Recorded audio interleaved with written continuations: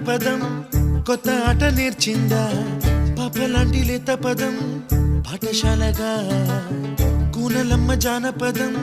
పల్లె దాటి వచ్చిందా చవళిల జానతనం పాట చూపగా కుంచెలో దాగే చిత్రాలు ఎదురొచ్చేలా అంతటా ఎన్నో వర్ణాలు మంచులో దాగే చైత్రాలు బదులిచ్చేలా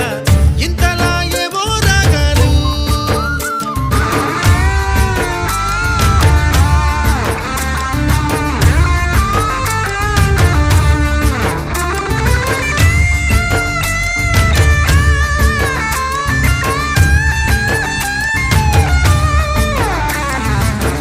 ఆకతాయి సందడిగా